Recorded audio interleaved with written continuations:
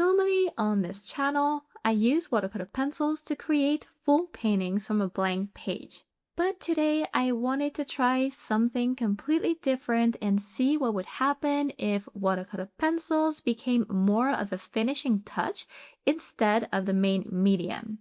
And you'll see this experiment will change the way I use watercolor pencils entirely. I'll be painting this old and rare Citroën TUB vehicle using mostly ink with just a subtle touch of watercolor pencil on top. I photographed this old car a few days ago while traveling around Lozère in southern France, and I thought ink would be perfect for the retro look. I'm not very used to working with ink pens, although I've done it a few times before during Inktober challenges, and I always enjoyed it. One thing I highly recommend for us watercolorists is using waterproof ink pens. That way you can combine them safely with water without ever worrying about smudging.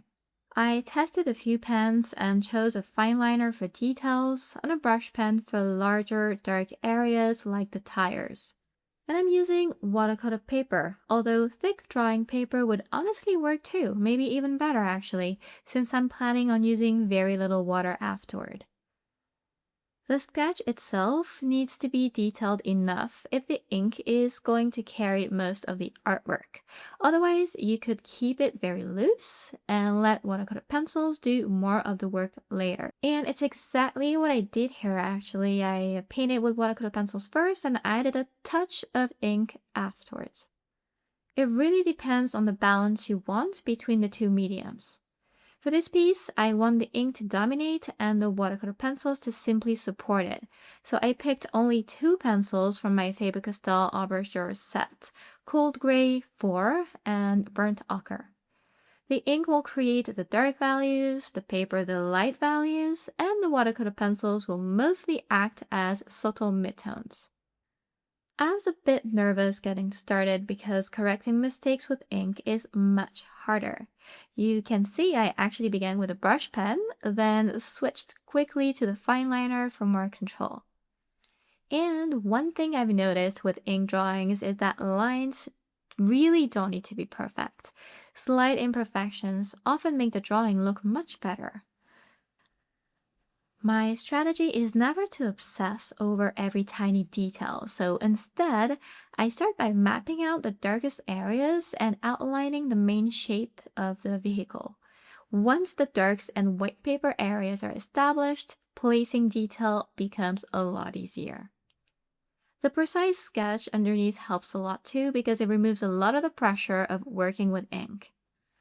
The most important thing I feel is to preserve lighter details by outlining them carefully instead of filling everything in. Around the logo, for example, those tiny shapes matter because they instantly identify the vehicle. As I begin filling the tires and windows with a brush pen, notice how the whole drawing becomes much clearer because the contrast does most of the work already, even without color. Inside the windows, I keep important elements visible like the steering wheel and the wipers, but I don't try to define every tiny detail perfectly at all. To bridge the gap between pure black ink and untouched paper, I use hatching and cross-hatching because paper still shows through between the lines, so the eye will naturally read these areas as softer shadows. The tighter the lines are, the darker the area appears. And I also like following the shape of the object with my strokes. Around the tires, for example, I used curved lines to reinforce volume. It's just my way of doing it. With shadows, most of my attention keeps going towards the darkest areas underneath the vehicle, the tires, and metal parts because they anchor the entire drawing. At this stage, I'm no longer simply outlining with ink, although I could have. I'm really creating a complete monochromatic drawing, just with contrast. Black and white, that's it. And this is where watercolor pencils behave very differently.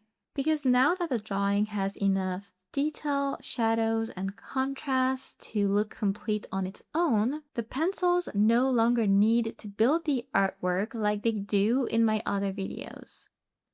So if I used the pencils heavily the way I normally do, I think it would completely overpower the charm of the drawing and make it feel a bit heavy.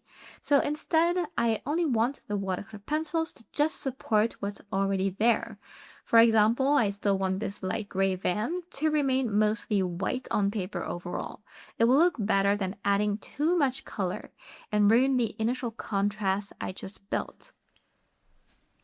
So I'm adding a bit of that cold gray pencil into some darker areas of the vehicle to reinforce those subtle volume changes. But even there, I'm using a very light hand because the cross hatching already suggested most of those shapes. Where I add more pressure is under the tires since there's nothing there. I'm also adding gray over the tires to connect them with the ground a bit more. Even though the color barely shows over the dark ink, the connection will be there. Now, color-wise, this piece looks very serious with only black, white, and gray. So I introduce a small touch of burnt ochre in some warm shadow areas and around the lights mostly. And you can see that exact color in the reference too, even though it's very discreet. I'm careful not to overdo it with burnt ochre, otherwise the vehicle could easily start looking like it's rusty if we wanted to. Now I activate the watercolor pencils with water, mainly just to smooth the pigment softly. But everything stays extremely soft and subtle, and honestly, I think that's what makes this combination interesting, but again, it depends on what your goal is with this or that reference. I noticed the ground still feels too light compared to the vehicle, so I just go back underneath the tires with a few ink lines to strengthen those shadows there and ground the van better. And the ink drawing itself took me about an hour and a half, while the watercolor pencil stage only took around 15 minutes. I think that says a lot. Once strong contrast, shadows, and structure are already established, watercolor pencils don't need to do nearly as much work. They can simply enhance what's already there. The takeaway here, besides you can play with watercolor pencils and ink in many different ways, is that contrast between light and dark values always matters more than color itself. And here, watercolor pencils completely changed compared to how I normally use them. If you'd like to learn watercolor pencils more deeply, including how to use them for full paintings from scratch, you can check out my watercolor pencil mastery course. I'll link it in the description below. Otherwise, I'll leave another watercolor pencil video on screen right here because there are still so many unexpected things this medium can do. Thank you so much for watching, and I'll see you next time.